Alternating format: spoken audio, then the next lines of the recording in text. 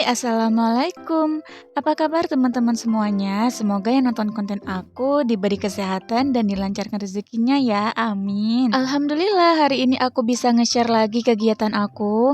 Nah ini pagi-pagi ya teman-teman, aku tuh mau masak menu untuk adik Kalisa dulu karena memang tadi tuh aku belum sempat masak. Dan masakan hari ini tuh cuma satu menu aja. Kebetulan kemarin aku tuh ada beli kepiting ya, 20.000 dapat 3 kepiting gitu. Nah rencananya hari ini tuh mau aku masak sop kepiting ya teman-teman, karena menurut aku kepiting itu paling enak kalau di sop. Apalagi ini tuh kan untuk bocil aku ya, jadi kalau sop itu kan nggak pedes. Makanya hari ini tuh aku putuskan untuk di sop aja. Nah ini aku lagi bikin bumbunya.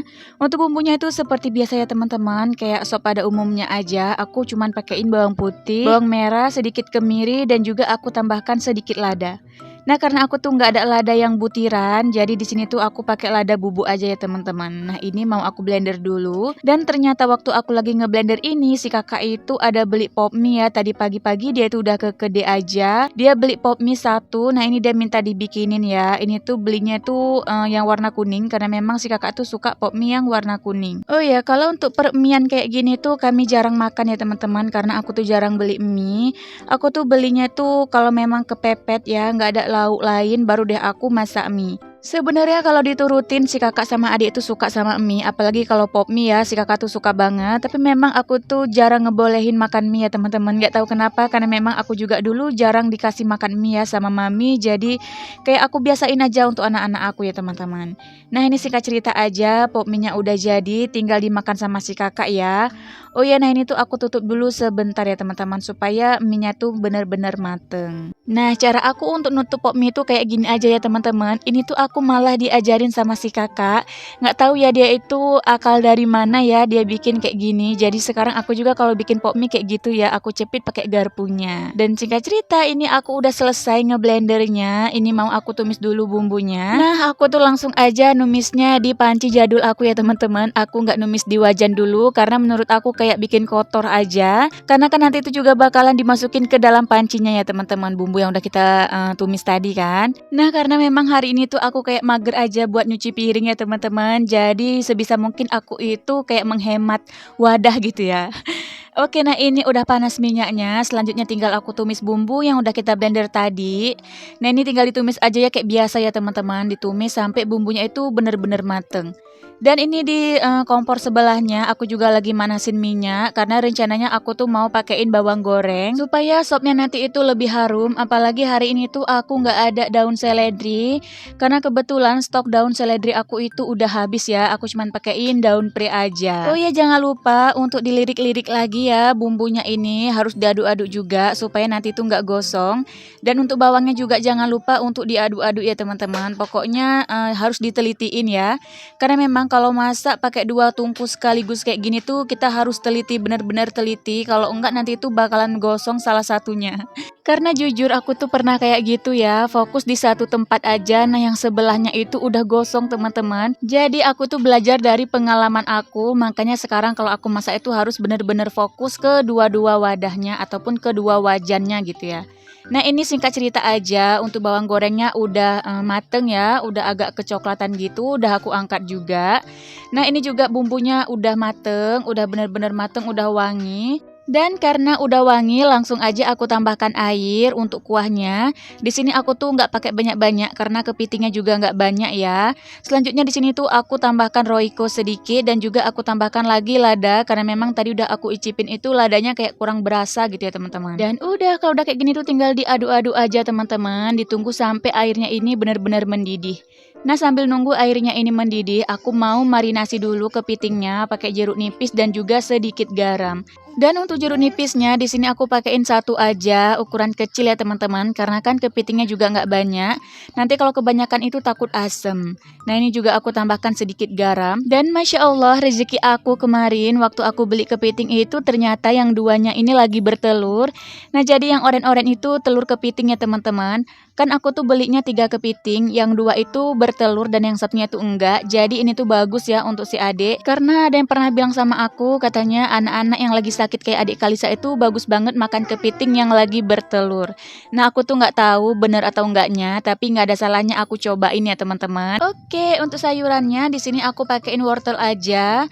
Aku nggak pakai kentang ataupun bunga kol ataupun sayuran yang lain ya teman-teman, karena memang lagi nggak ada stoknya di kulkas. Aku itu belum belanja. Oke, nah kalau udah kayak gini tinggal ditunggu sampai kepitingnya itu mateng dan juga si wortelnya itu mateng. Dan ternyata waktu airnya ini tuh udah benar-benar mendidih karena kan si kepitingnya ini itu udah keluar ya kayak sari-sarinya gitu. Jadi kuahnya ini tuh kayak agak berbuih gitu ya teman-teman, kayak kotor gitu. Nah, karena menurut aku kurang cantik ya, jadi di sini tuh buih-buihnya aku buang aja teman-teman.